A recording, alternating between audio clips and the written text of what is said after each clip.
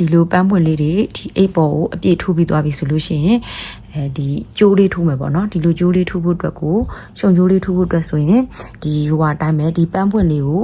အရင်ထိုးမယ်ပန်းပွင့်လေးထိုးတတ်တိုင်းပဲချိန်လေး12ခု3ခါတစ်ပေါက်ထဲကို3ခါထိုးမယ်နော်အဲ့လိုပဲဘေးအချမ်းလေးထဲမှာလည်းတပေါက်ထဲကိုတိုင်ရှည်3တိုင်စီနဲ့ဒီပန်းပွင့်လေးထိုးခဲ့တယ်လို့ပဲထိုးမယ်ပြီးရင်အဆုံးသက်မှာကြမှာဒီကျိုးနဲ့ဆက်တာကိုစွန်ပြပေးမယ်နော်နောက်ဆုံးပေါက်မှာတိုင်ရှည်လေး3တိုင်ထိုးပြီးတော့ချိန်လေး2ခုတက်ပြီးသွားရင်အဲ့ဒီအပေါက်ထဲမှာပဲရှက်ကော်လေးနဲ့ပိတ်လိုက်မယ်ပိတ်ပြီးသွားလို့ရှိရင်ဇွန်တို့ကဒီရဲ့ဒီရှေ့ဝိုင်လေးကိုအသေးချာလေးလိပ်ပေါ့နော်အသေးချာလေးလိပ်လိုက်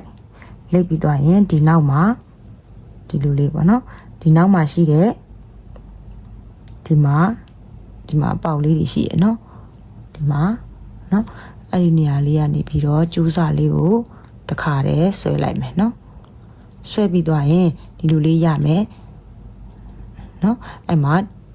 ချိန်လေးတစ်ခုထိုးရင်ထိုးလိုက်ပေါ့နော်ချိန်လေးတစ်ခုမြဲသွားအောင်လို့ပေါ့နော်ပြီးရင်ကျိုးစာအစိမ်းလေးကိုယူမယ်ကျိုးစာအစိမ်းလေးကိုသူ့လဲ slit knot လုပ်တာနော် slit knot လေးလုပ်ပြီးတော့မှအဲ့ဒီကျိုးစာအစိမ်းလေးကိုဒီခွင်းထဲမှာလာပြီးတော့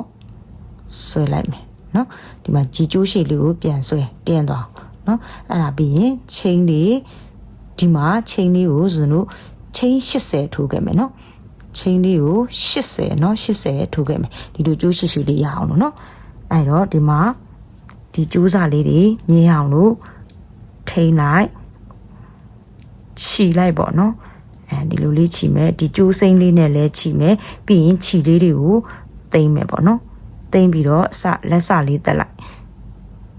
ဒါဆိုတော့ပြပေးရနော်ချင်း80ကတော့ထိုးလိုက်တော့ဒီလိုချင်း80ဒီလိုလေးရသွားမယ်နော်ချင်း80ထိုးပြီးသွားရင်ဒီမှာခြီစာလေးကိုဒီလောက်လေးခြံပြီးတော့ကျိုးနည်းနည်းလေးရှည်လိုက်အောင်နည်းနည်းတူသွားရနော်လာချုပ်ရအောင်ပါဆိုကျိုးနည်းနည်းလေးရှည်ပြီးတော့မှဖြတ်လိုက်ဖြတ်ပြီးသွားလို့ရှိရင်ဒါဆိုတော့ဒီကျိုးတက်တာလေးပြပေးမယ်နော်အိမ်မှာရှုံကျိုးတက်တာလေးပြပေးပါမယ်ပန်းပွင့်လေးကိုဒီနောက်မှာချင်းလေး80ထိုးပြီးသွားပြီဆိုလို့ရှိရင်ကျွန်တော်ကျိုးစာလေးကိုရှည်လေးညှက်လိုက်နော်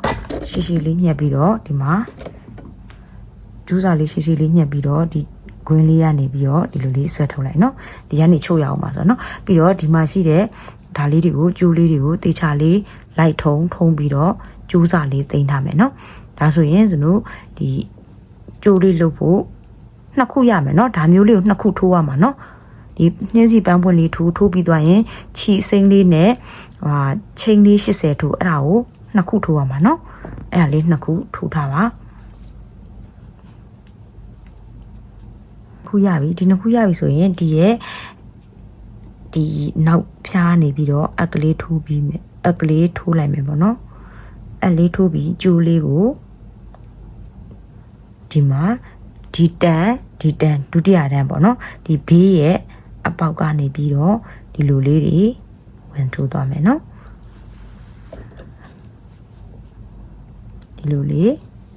လိုက်ထိုးမယ်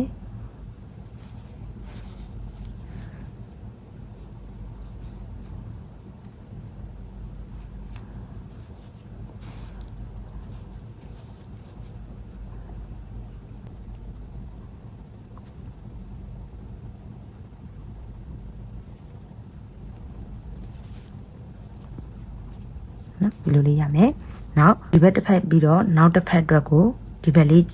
ညှင်းစီပန်းလေးကြားဖို့အတွက်ဆိုရင်ဒီမှာဒီစာလေးကိုထည့်လိုက်မယ်ထည့်ပြီးသွားရင်ဒီမှာတူလဲဒီဘေးကနေပြီးတော့ဝင်မယ်ဝင်ပြီးတော့ဒီတိုင်းလေးပဲထိုးသွားမယ်နော်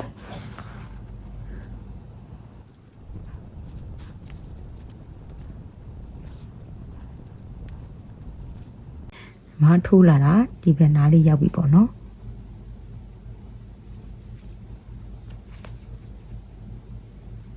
ဒီဘက်မနားလေးရောက်ရင်ဒီကျိုးအရှိလေးကို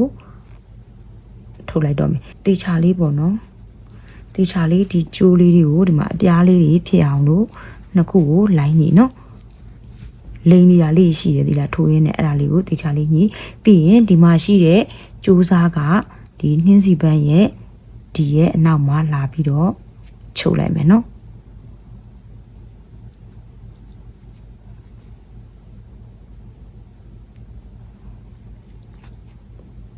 တေချာလေးခိုင်အောင်ချုပ်ပါ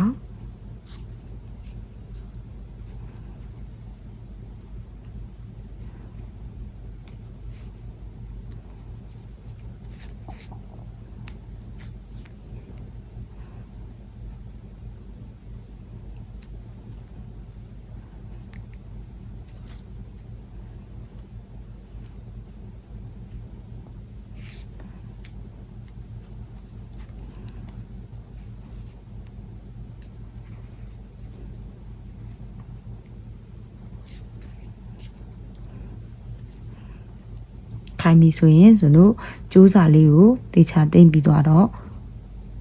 ချီလေးဖြတ်ထုတ်လိုက်တော့မယ်နော်ဒီဘက်မှာတော့ဇွန်နည်းနည်းလေးတူသွားပြီနော်ဒီဘက်ကလေးကိုလည်းချုပ်လိုက်တယ်ချုပ်ပြီးသွားတော့ဒီလိုမျိုးနှင်းစီပန်